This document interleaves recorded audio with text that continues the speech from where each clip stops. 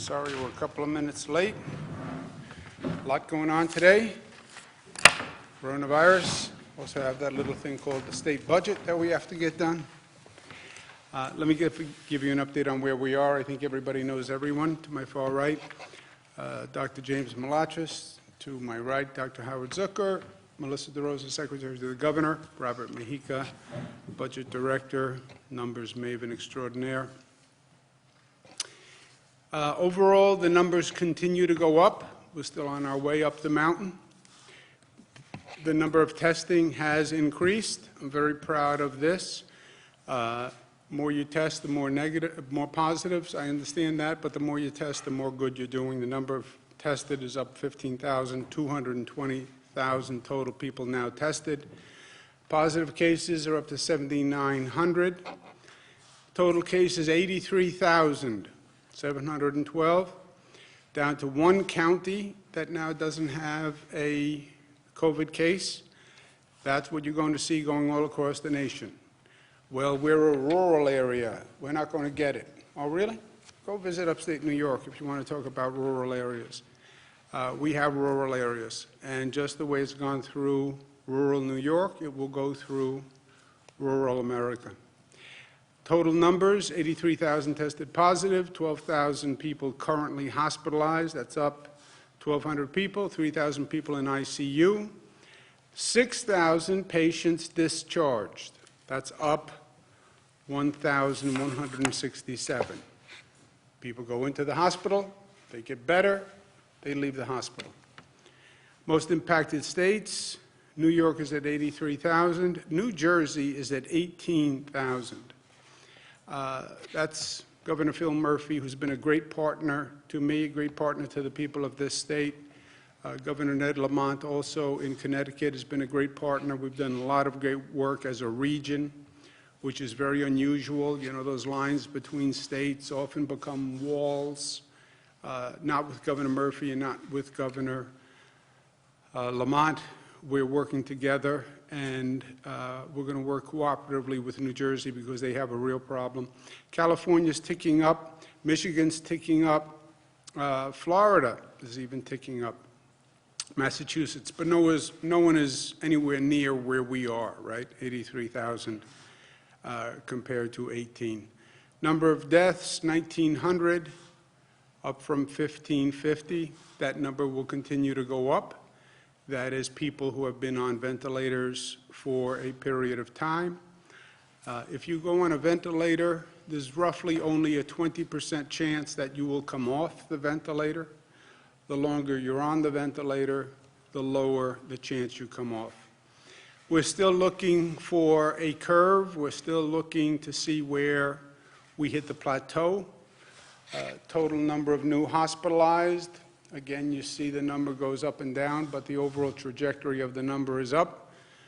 Change in ICU admissions, bounce here, bounce there, but the overall number is still up. Change in intubations, same thing. The line is basically a line that is going up. Change in number of discharged, line is going up. Why? More people going in, more people treated, more people coming out. Everyone asks the same questions, and they're all good questions. When is this going to be over? What happens? How does it end? And people want answers. I understand people want answers. I want answers. But the answer is nobody knows for sure. Anyone who goes on cable TV and says, or network TV and says, this is what is going to happen, it's not true. Nobody knows what's going to happen. And I understand the need for closure, the need for control. We're at a place we've never been before. We're out of control. I need to know. I need to know. Nobody can tell you. What you do know are facts. And, you know, facts are funny things. What you're now getting are subjective facts. People who are optimists want to interpret it one way. People who are pessimists want to interpret the other way. People who bring their own subjective agenda tend to interpret the numbers a different way. For me, facts are facts.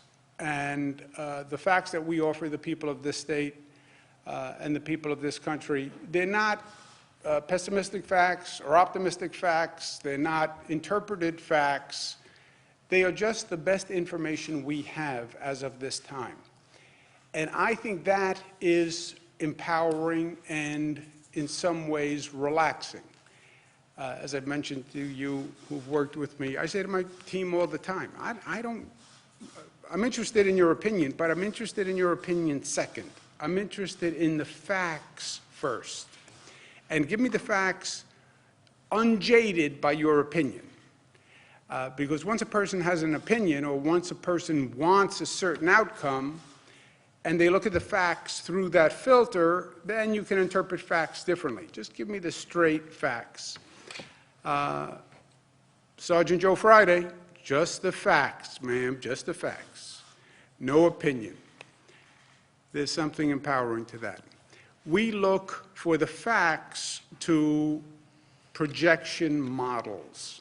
That's how we gauge what we do. We follow the projection model. Every day you get additional data, they run that data into the model, and they refine the model. And basically, we then have a composite model, because you have many different people out there with many different models.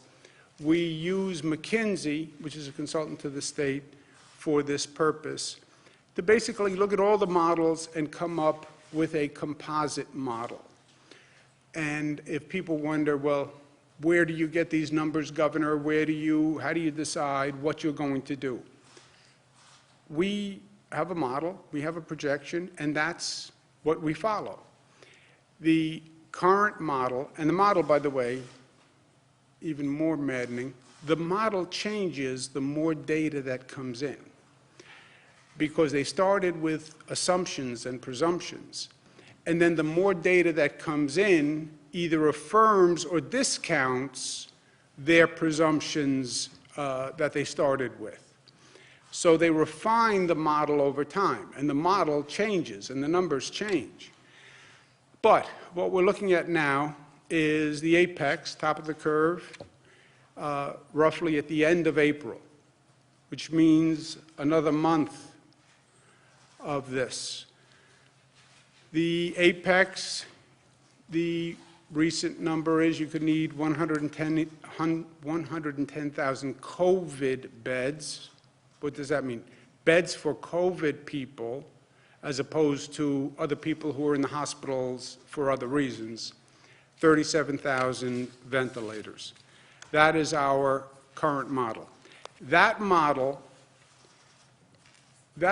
is based on minimum or minimal impact from social distancing. Meaning what? One of the great variables is how effective is the social distancing? Are people doing it? Are they complying with it? And to what extent and how effective is it? Nobody knows that answer.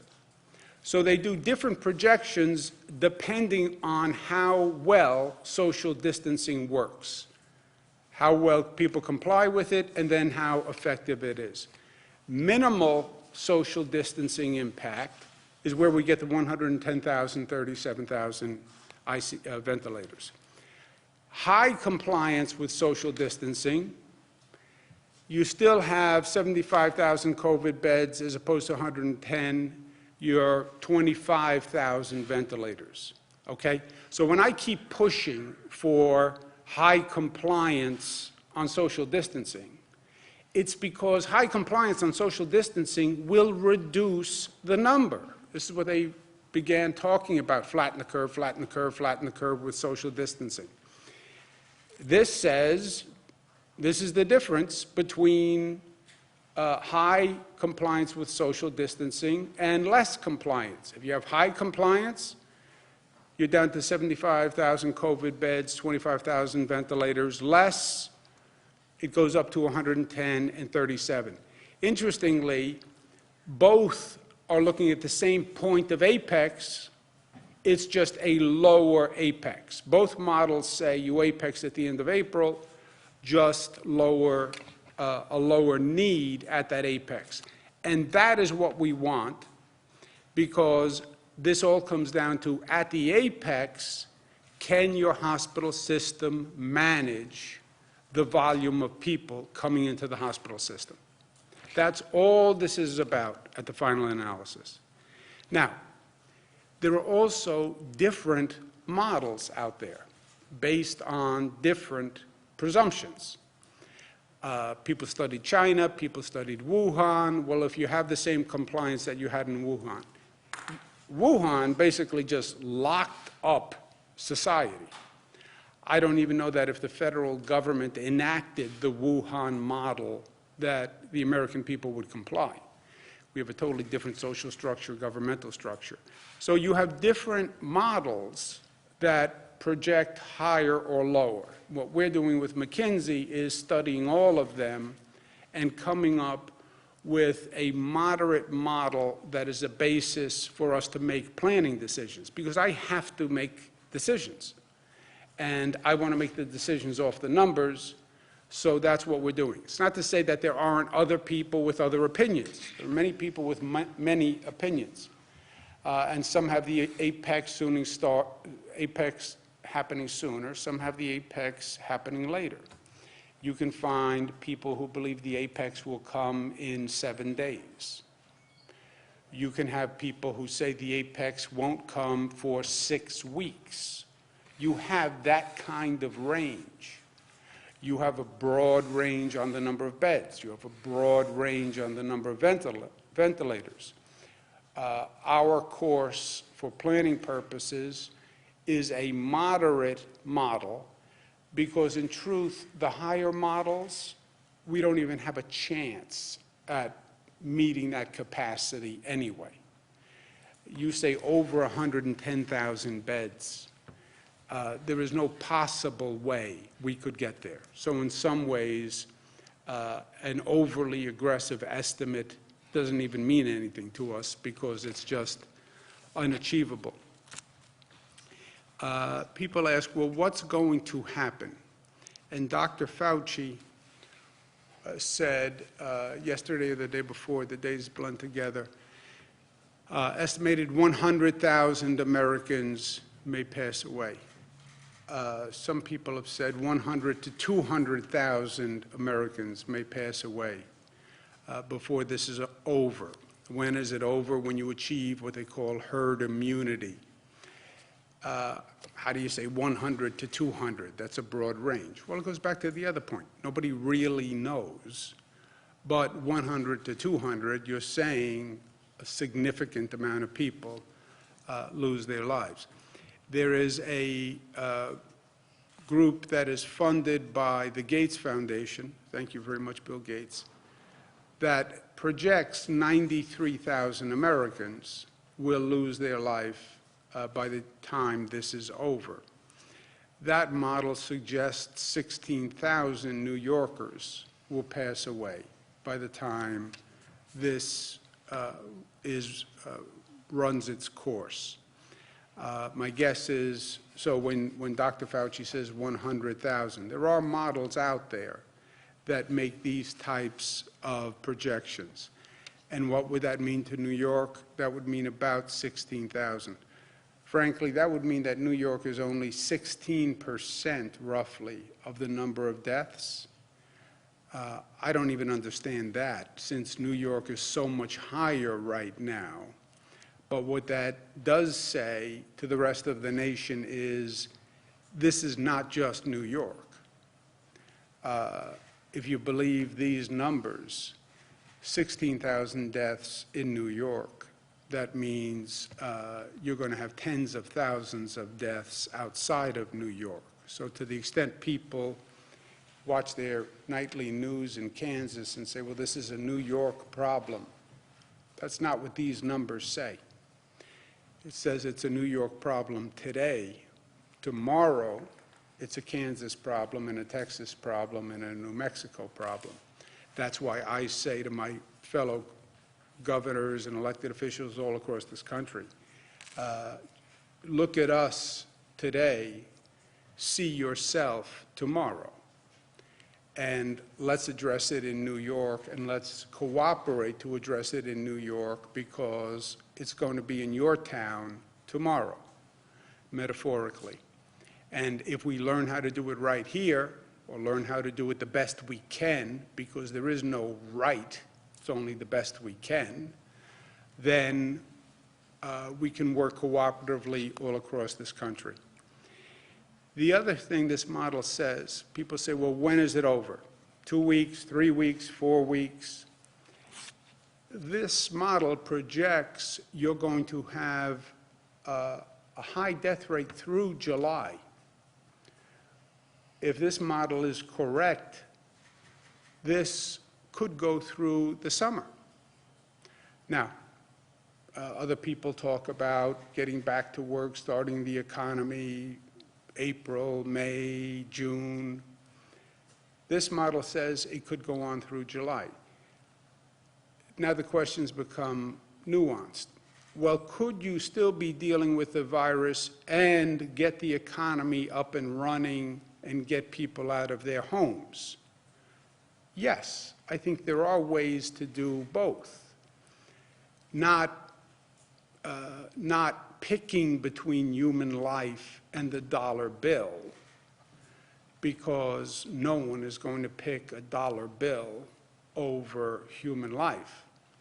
But can you come up with a public health strategy that is consistent with people getting out of their homes and starting to get back to work? Yes, you can. My opinion is the best way to do that is to come up with a rapid testing procedure where people can test, they know who's positive, they know who's negative, and they know who can go back to work and come up with a test quickly, and they're starting, that is readily available, that people can do at home, so you can take the test, know where you are, and we can start ending this terrible situation that we're in. Also, you come up with testing and rapid testing.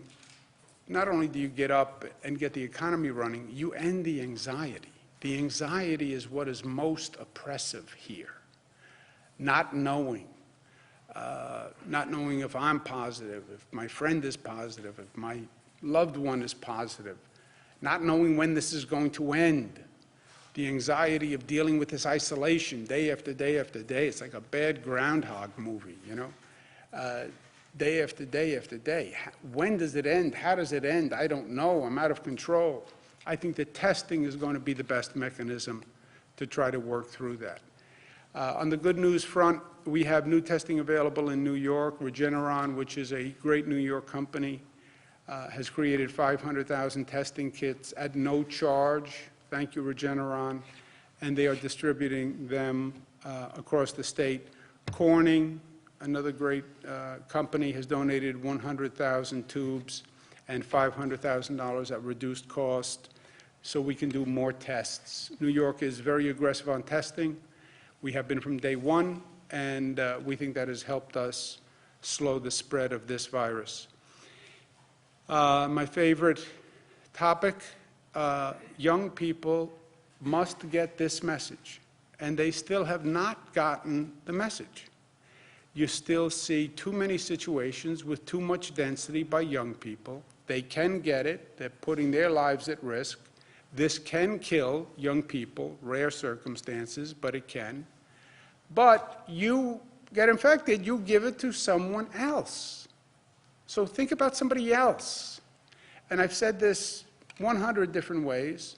The compliance is still not where it should be. You saw the models on the differential in the compliance versus major compliance and minor compliance. So we're going to take more dramatic actions. We are going to close down the New York City playgrounds. I've talked about this for weeks. I warned people that if they didn't stop the density and the games in the playgrounds, you can't play basketball. You can't come in contact with each other. That we would close the playgrounds. I've spoken to Speaker Johnson from New York City, who feels very strongly about this, who did from day one. We agreed initially with the mayor that we would try compliance, and the mayor was going to try to use the NYPD to enforce compliance, social distancing in playgrounds. It is still a problem. We're working with the speaker, we're working with the mayor, but we're going to close down the city playgrounds and leave the open spaces available. So use the open space in a park, walk around, get some sun, great. No density, no basketball games, no close contact, no violation of social distancing, period. That's the rule. Other good news, we are working with all the hospitals in the state to do something they have never done before, which is to act as one, to cooperate, to share supplies, share staff, support one another, shift patients among hospitals, which really has never happened to any great extent. And the hospitals have been very cooperative, and I want to thank them very much. In this war, we must plan forward for the next battle, meaning we have been behind from day one. This virus has been ahead of us from day one. You don't win a war that way. The next battle is the apex. The next battle is on the top of the mountain.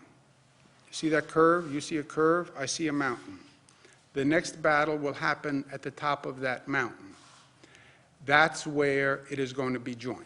And that's where the enemy either overwhelms our healthcare system, or we are able to handle the onslaught of the enemy at the top of that mountain. And that's what we're planning for every day. But I want to offer you a different perspective that I'm starting to think about, and I think we all should start to think about. As a society, beyond just this immediate situation, we should start looking forward to understand how this experience is going to change us, or how it should change us, because this is going to be transformative. It is going to be transformative on a personal basis, on a social basis, on a systems basis. We're never going to be the same again. We're not going to forget what happened here. The fear that we have, the anxiety that we have, that's not just going to go away. When do we get back to normal? I don't think we get back to normal. I think we get back, or we get to a new normal, right? Like we're seeing in so many facets of society right now. So we will be at a different place. Our challenge is to make sure that transformation and that change is positive and not negative. Let's make sure we're taking the positive lesson and not the negative lesson. You could get wary of intimacy and contact and density. Social distancing, don't go near anyone. What a terrible thing to live with as a human being. What a cruel torture. Isolate yourself from other people. Be afraid of hugging someone. Just think how emotionally and personally repugnant that concept is, right? We crave human connection. And now we're being told that could be dangerous. You can't kiss, you can't hug, you can't hold hands. So how we come out of this and making sure that it's positive and not negative? How do we learn from this, and how do we grow from this, right? Society life, you will get knocked on your rear end. You will deal with pain, you will deal with death, you will deal with setback, you will deal with suffering. The question is, how do you get up? Well, first, do you get up? And second, if you get up, how do you get up? Do you get up smarter? Do you get up wiser? Or do you get up bitter? And do you get up angry? And do you get up fearful? We are in control of that. And we have to start to think about that. And we also have to be smarter from what we went through. How do you make the economy more resilient? What happens when something like this happens again? And something like this will happen again. Oh no, this is a once in a lifetime, never again. Something like this will happen again. We're seeing it in the environment, we're seeing it with floods, we're seeing it with hurricanes. Something like this will happen again. You can't just turn off the economy like a light switch. How do governments work together? You can't figure it out on the fly, what the federal government does, what the state government does, what the local governments do. Figure it out before. Learn the lessons from this. Telemedicine and teleeducation. We had to close the schools. Well, why weren't we ready with a teleeducation system? Why weren't we better at telemedicine? Why didn't we have that capacity rather than having people wait on all these lines to come in to get the same basic diagnosis and the same basic advice? Why don't we have medical supplies made in this country? Why are we shopping in China for basic medical supplies? Why don't we gear our medical research to these types of threats and challenges which we know are on the horizon? We know these viruses are changing. We know that they mutate. Why don't we get ahead of it? You still have to run society. Let's talk about first responder capacity. We now have first responders who are getting sick, and the workforce is dropping. Well, that was inevitable, right? That was going to happen. What's the backup to that situation? And let's talk about societal stability and engagement at times of crisis. You can't just tell everyone, go home and lock your doors and sit on your couch and order takeout for the foreseeable future. That's not who we are. It's not even a mental health issue. It's just a personal health issue. It's how we relate to one another. We're not built to be isolated for long periods of time and not have human contact. So how do we deal with that? And these are the types of questions that we have to start to think through. But not today. That is the next challenge, I believe. And that is what we're going to have to think about soon. But for now, one crisis at a time, as they say. And we have plenty to handle with the current crisis, preparing for the battle on the Mount, which is what we are doing every day. And that's what we are doing. And not only are we doing it, but we have to succeed at it, you know. Government process is very good at saying, well, we're trying, we're working on this, we're doing our best, we're doing our best. Winston Churchill, it is no use saying we are doing our best. You have got to succeed in doing what is necessary. Tad harsh goes with that expression, which I think you could say tad harsh, handsome, but a tad harsh. But it's true. And that's what I say to my team every day. This is beyond best efforts. This is beyond I'm working very hard. We have to get this done. We have to succeed. We have to find a way. We have to make it happen because too much is at stake. Last point on a personal note, my brother Christopher, as I told you yesterday, tested positive for the coronavirus. He's at home.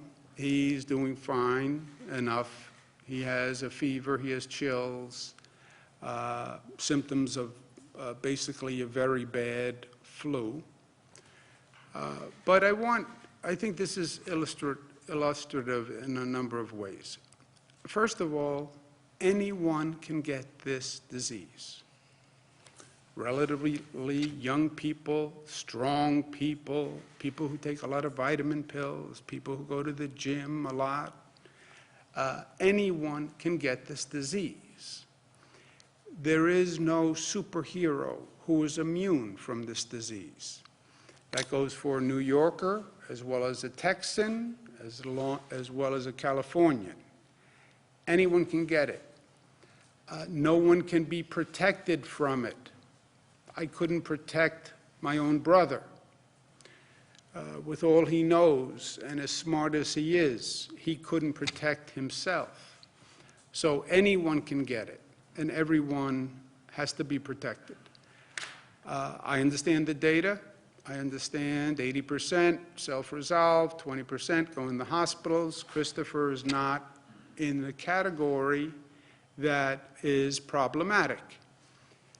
By all the data, he should have it. He'll have it for a period of time, and he will then resolve. If he has bad symptoms, he'll go into the hospital, he'll be treated, and he'll be released. That's what all the numbers say. Even though that's what all the numbers say, when he told me he had the coronavirus, it scared me. It frightened me. Why? Because we still don't know. We still don't know. And even if there's just a 1%, 2% chance, it's frightening. It is frightening. It frightened me. And I deal with all sorts of stuff. And I've seen all sorts of things. And it frightened me. Why? Because we're talking about my brother. We're talking about my little brother. This is my best friend. Talk to him several times a day. Basically, spend my whole life with him. And it is frightening on a fundamental level. And it's frightening because there's nothing I can do, and I'm out of control, and there's nobody who can tell me, and Dr. Zucker can't tell me anything, and Tony Fauci can't tell me anything because nobody really knows. And this situation is the same situation for everyone. For everyone. So yes, I'm frightened for my brother. I'm worried about my brother, as everyone is worried about everyone in their family and everybody they love. I take solace in the numbers and the facts, because you can't divorce yourself from the facts, otherwise you go to a place of irrationality. But we're emotional beings, and as an emotional being, it is frightening, and it is unknown, and it is threatening, and it is scary, and people are dying. He's going to be okay, I believe that. He's in his basement. I sent him over a book that could be helpful, Beginner's Guide to Striped Bass Fishing. I hope he picks up some tips from that. But I also want to say to him, because I want him to know, he found out yesterday morning that he had coronavirus. He did his show last night. He did a show last night from his basement. What a gutsy, courageous thing to do. And we talked about it. And in some ways, this can be very instructive, I think, to many people. Because everybody wants to know, well, what happens if you get coronavirus? All right, he did. And he does this show every night. Maybe some nights he won't be able to do it, but he does this show every night. So what's the positive? Show the country what it means to have coronavirus. And that information, that experience, can be helpful to people. And that's why he did the show last night. Okay, I have coronavirus. But you know what? Here I am, I'm doing my show. I didn't fall over. I didn't collapse. It's not a death sentence. Here I am, I'm doing my show. Kudos to him. My pop would be proud. I love you, little brother. And even though this isn't a flattering picture, I did not pick this picture with your mouth open, but it is suitable in some ways. Any questions, comments? Governor, policy for posthumous testing of suspected cases. If you could repeat that, please, because I missed it. Also, let's do any questions on coronavirus. If you want to do questions on budget or anything else, let's do them at the end. But I'm sorry I didn't hear your question. What's the state's policy or procedure for posthumous testing of suspected coronavirus cases? What's the state's policy for posthumous coronavirus testing? I have no idea. Do you know? This is based on a clinical picture, right? So if someone died as a result of respiratory illnesses, the person would be tested to be sure and try to figure out what happened to them, because there are contacts that that person has been exposed to. So the death toll includes people that tested positive for coronavirus, or also people who had coronavirus-like symptoms? So when we hear, we know those who have died, and if they're tested at the time of an autopsy, those are included in the deaths. Governor, can you confirm that there were some patients who were moved from New York City to Albany Medical Center, and I believe also Ellis Hospital as well last night? Were there patients who were moved, coronavirus patients moved from New York City to Albany Med? Yes. And we've talked about, this is one state, this is one family of New York, this is one family of the United States of America, by the way. We support one another in two ways. Staff from upstate hospitals will be going to downstate hospitals because one of the real critical situations are staff shortages and staff exhaustion. So upstate staff will come help the downstate hospitals, and downstate hospitals who are at overcapacity can transfer patients to upstate. Is it safe to move COVID patients who are being It depends on the patient. But if they're in a place where the hospital can't treat them, then it's better to move them and be in a hospital setting where they can get treated. So if we're doing this now, does that mean that the downstate hospitals are full? I know that the DOH has data on beds, including ICU beds. Can you make that available? And also, if you said 110,000 beds for COVID, what is the total capacity? Is it still 140,000? About 140. 110 for COVID would suggest you have 30,000 non-COVID patients. We tried to bring down the patient count by mandating no elective surgery that was non-critical.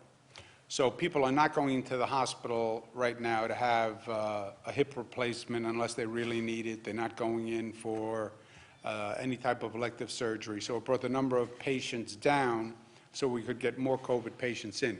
The transfer from New York City, the New York City Hospital to Albany Medical, was more of a one-off situation, which had been individually arranged. We are now, Department of Health is now coordinating all transfers. And you're right, the first step is transfers within the system. So downstate New York, you have the health and H&H system, transfer among the 11 H&H hospitals to balance load, balance capacity, and transfer among the private hospitals to balance load, then transfer among those two systems, and then worst case scenario, transfer upstate. So how much capacity is left between H&H and the private hospitals? And I guess Long Island and Westchester too. Yeah, they are not at capacity now. It depends on how fast that curve goes up.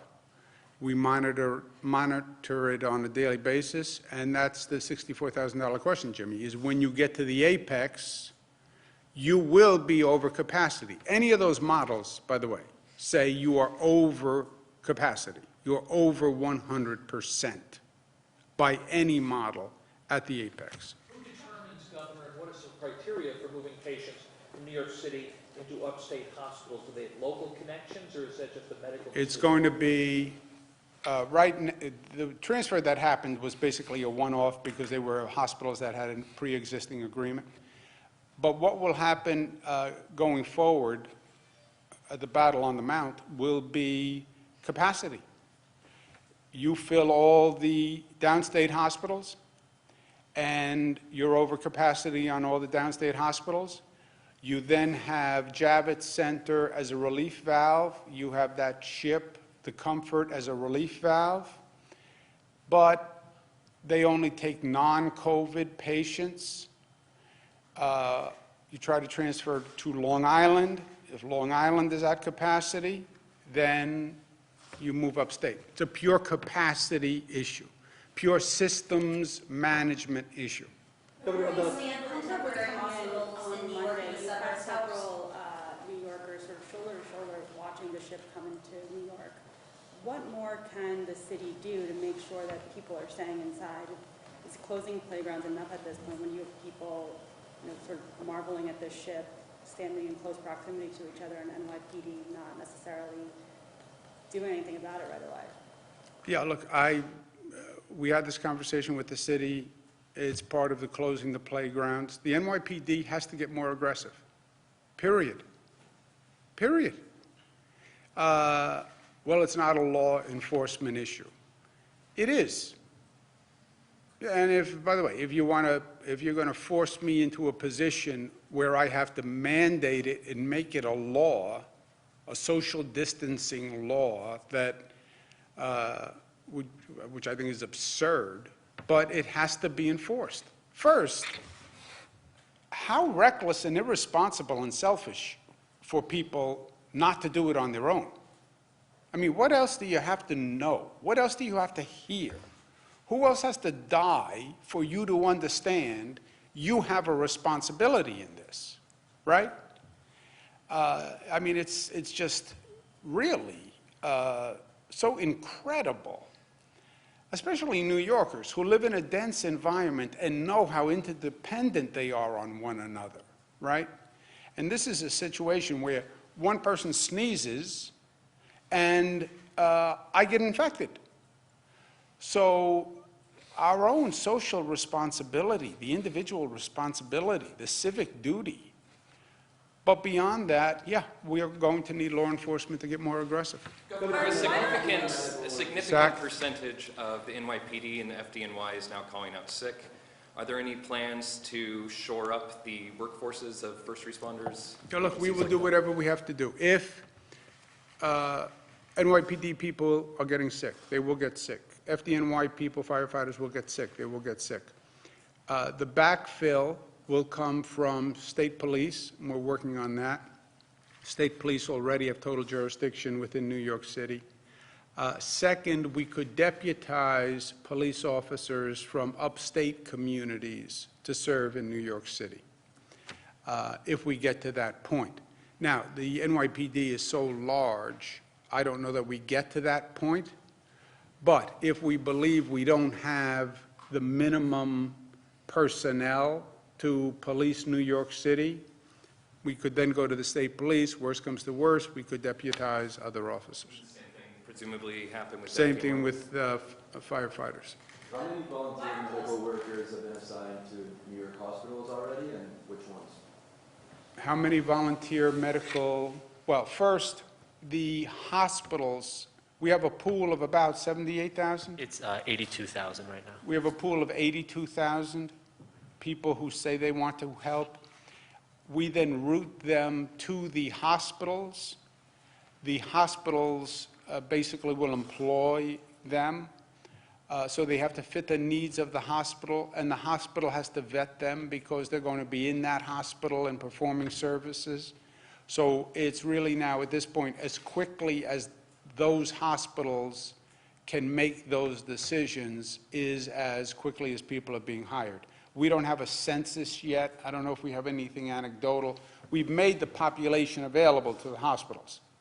And they know the regions, the geographic locations, they know the specialties, but they want to be careful that they're actually picking a person who's qualified to perform the duties. Do we know? Well, let me just, do you have a number at all? There are 3 hospitals that have already contacted the portal. They're looking at about 1,500 personnel, and hopefully those connections, by talking to the hospitals, will be at least hired by Thursday. When they're in the hospitals, unknown. That has to be worked out between the hospital and the healthcare employee themselves. We're going to let them work that through, and then we'll put some of that out after they work out some of those arrangements for their own privacy. And have any upstate staff yet come down to New York City? You said that would be sort of a first line to have already employed hospital staff upstate come down. Anecdotally, yes, they have. We don't have numbers yet on exactly how many. And why not close playgrounds statewide? Why only in New York City? We don't have the same density issue in the playgrounds upstate that we've had downstate. If we do, I would. When are more temporary hospitals in New York and the suburbs coming online? When we need them. The temporary hospitals are the ultimate overflow valve and are not without difficulties in and of themselves, right? They are really the last of the last resort. You still need staff, you still need equipment. They are really available if you max out your bed capacity. My fear is on the hospital capacity, there are 3 components.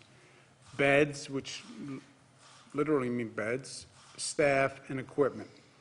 You will run out of staff before you will run out of beds. And you may run out of equipment before you run out of staff. That's the situation we're in. Governor, what do you make of religious charities like Samaritan's Purse running temporary hospitals in New York City? Anybody who can help, God bless. Governor, on the federal stockpile of ventilators and other medical equipment, I'm not sure if you saw the story in Politico about USAID having issues sending our supplies to other countries while the federal government was ostensibly sending people to go to other countries to look for supplies, and some of the confusion there. The mayor of Chicago has said that she is skeptical of the federal government's being completely honest with her about the stockpile. Do you think when you speak with President Trump and other folks at the White House and the federal government, do you think they're being completely honest and truthful with you about the stockpile? I don't know what they have in the stockpile. I only know what I read. And look, I was in the federal government. I don't even know, is there one stockpile? Are there multiple stockpiles? I don't know.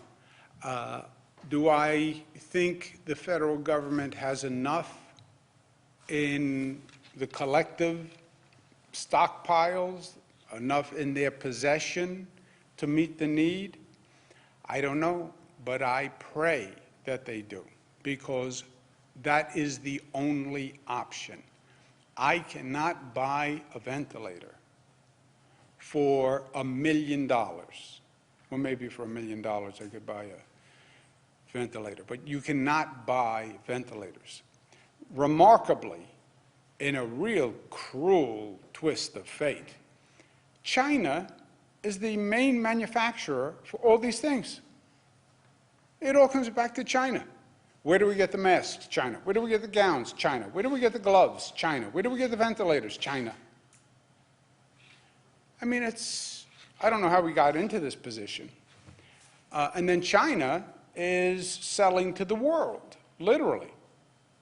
So a state, and every governor will tell you this, they're trying to buy, I'm trying to buy, I'm calling everyone I know, but it all comes back to China. And then you have the federal government that is also buying. So really, the only hope for a state at this point is the federal government's capacity to deliver. That's why the Defense Production Act came up weeks ago, right? The Defense Production Act gives the President of the United States power to say to a company, you make this. The whole discussion was about ventilators. Look, you have a shortfall on gowns. American companies can make gowns. They're not like wedding gowns. They're like paper gowns. Make the gowns, make the gloves, make the masks. You know, why are we running out of these basic supplies? We need to maybe rethink some systems. Does this make you more of an advocate for something like either a universal basic income or maybe a single payer, centrally managed health system, which is kind of what you're doing now? I don't know, Jimmy. I think it's even more basic than that. How do you keep the economy running? See, no system will work if the entire economy is closed down. Universal basic income, who's supposed to pay, you know, if nothing is working? The federal government just increased unemployment to 600, you know, it would. Yeah, they're just printing money, but you know, there's only so long you can print money. You can keep the printing press running, but ultimately there has to be some revenue being generated somewhere. How do you have a resilient economy? How do people really work from home if you could plan it and design it and you had anticipated this moment? What would we have done differently? That's my point. I don't have the answers. I'm just saying today we have to pose the questions. Right now we're in the middle of the crisis and we're treating this hospital management problem. That's what we're all doing, right? We're all trying to manage hospitals. That's what this has come down to. And enforcing social distancing. That's it. But we have to start to think about, this is going to be over at one point. And what did we learn, and what should we learn, and how does it change us, and how does it transform us, and what do we want to take from this that's positive? I have not thought through any of that, because I'm still preparing for the critical engagement on the battle on the top of the mountain. Let's take one more question. Who hasn't asked the question? Sir. Yeah, thank you. I have a question regarding the McKinsey model that you showed us. And the numbers are with high compliance social distancing. So do you have the numbers with low compliance social distancing? And if so, I mean, I guess the end of April apex would be delayed, right, by how much? The apex is not delayed, interestingly enough.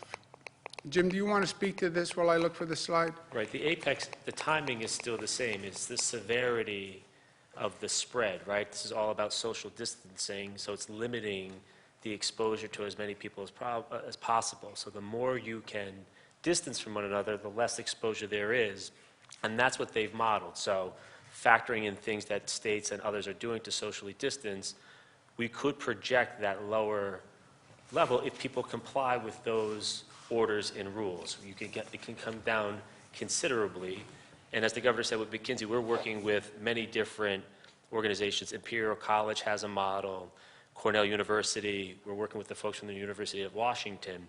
And it is sort of coalescing around this concept that if you can socially distance, the number does come down dramatically into the range that the McKinsey model has showed today, but it changes from day to day based on the actual information coming in. If you don't do anything to mitigate this, the spread, of course, becomes more intense. It's quick, it's rapid, so the apex remains the same. The intensity of the spread is just greater, so there's more of a healthcare need at the same time. Governor, what's your response to President Trump's comment last night that states should be asking the federal government for ventilators instead of bidding? The states, I'm asking them for ventilators. See this slide? It says we need 37,000 ventilators.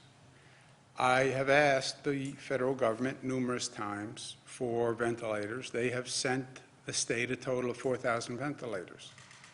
Right? Yeah, let's do the budget. Let me make just, if I can.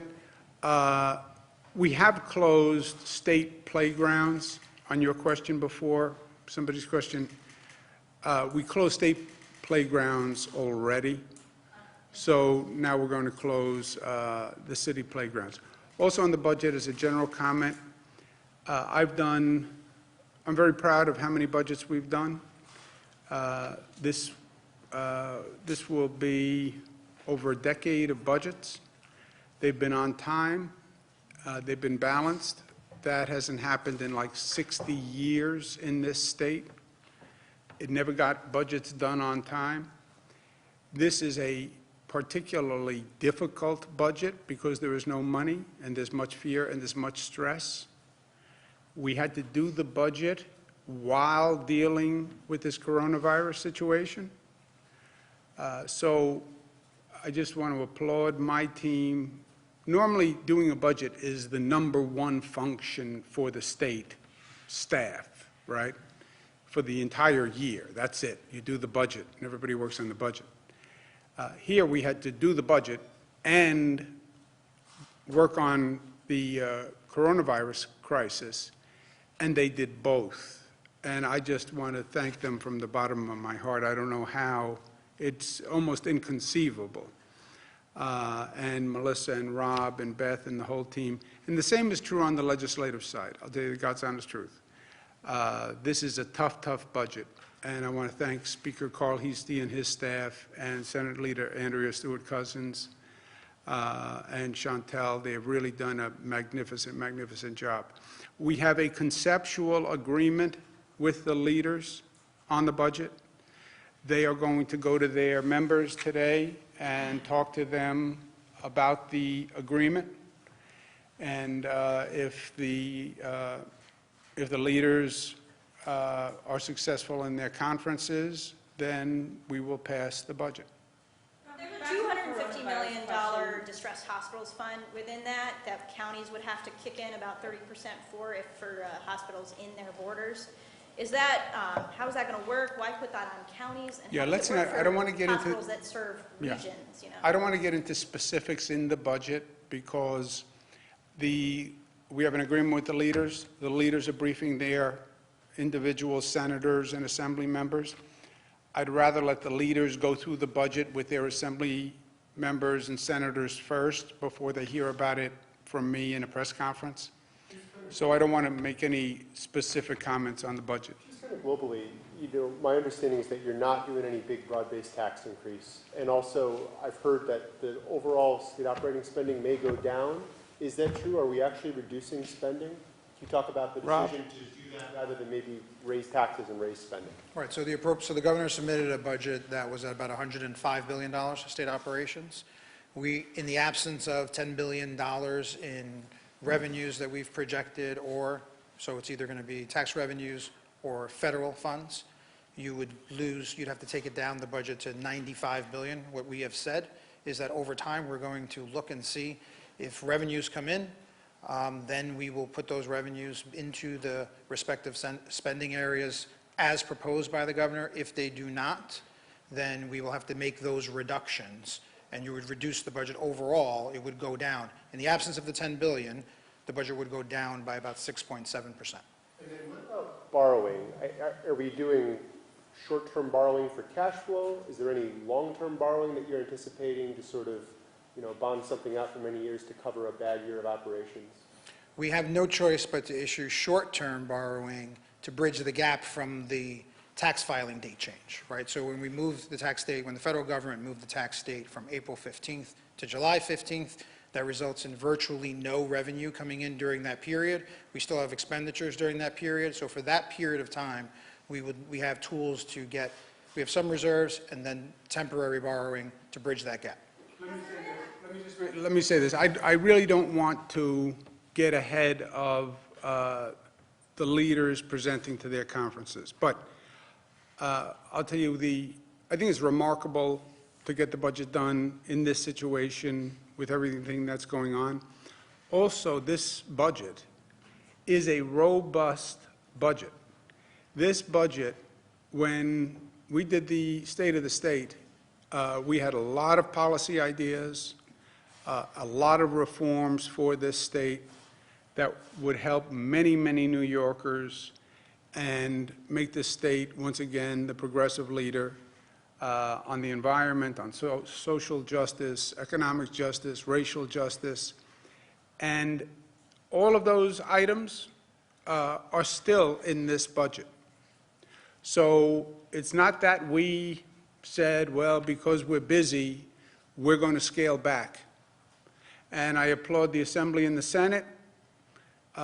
With everything going on, we did not scale back our efforts or our ambitions to advance this state to greater heights. And you look at this budget, you would never know that anything else was going on. It will be as productive a legislative session as we have had. The numbers in the budget are going to be a little different with this caveat. But the budget is basically going to say on the numbers, look, we can't spend what we don't have. If money comes in during the course of the year, we'll spend it. If we actually lose money, we have to adjust it. And that's life, and that's every family's situation, and we'll deal with it together. That's it. I have to go to work. Thank you very much. Thank you. There are 120,000 state workers who haven't been paid today, some frontline workers. If the budget passes today, will they get paid? The controller, yes, the controller could have paid them yesterday. We've gone through this situation before. He chose not to. He must pay them the moment it passes. Is there bail reform in the budget? You have to wait and see the budget.